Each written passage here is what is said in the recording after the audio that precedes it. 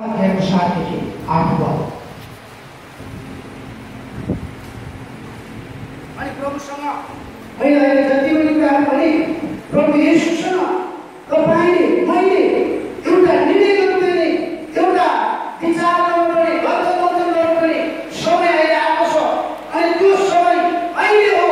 अहिले मैले आज तपाईहरुलाई प्रभु येशूको विषयबाट सुरु गरेँ, किनभने हामी जान्नुभन्दा पहिले हामीले जगाउने व्यक्ति को भन्ने विषयमा बुझ्नुपर्छ।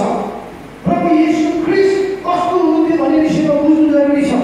धेरैले प्रभु येशू ख्रीष्टलाई प्रिय, धेरैले प्रभु येशू ख्रीष्टलाई अरू देवताहरू, अरू भगवानहरू जसले मान्दैछ भने गलत गर्दै हुनुहुन्छ।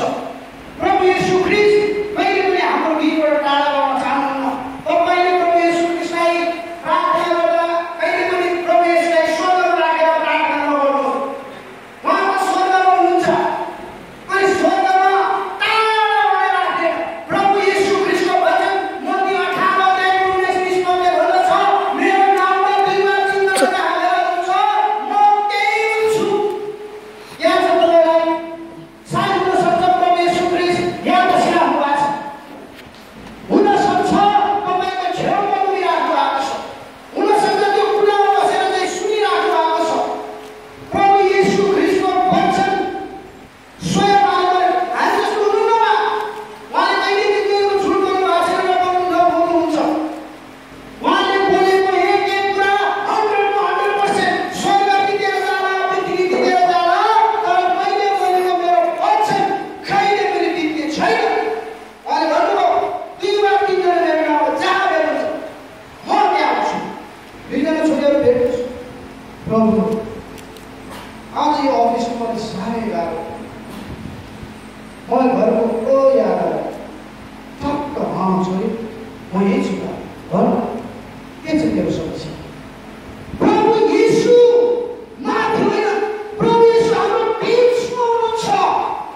यो कुरा जान्नु जरुरी छ। जान्नुहोस्।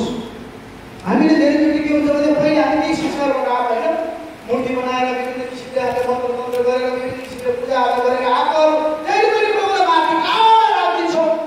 अनि हामीलाई यस्तो फिल हुन्छ कि सुन्दैनौँ हामी।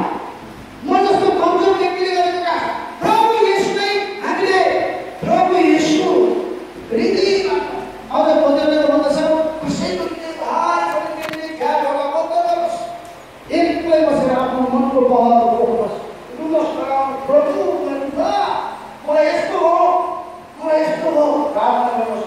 नदिँदा यो निस्किन्छ, प्रभु येशू ख्रीष्ट सारा संसारका मालिक, सारा सृष्टिका सृष्टिकर्ता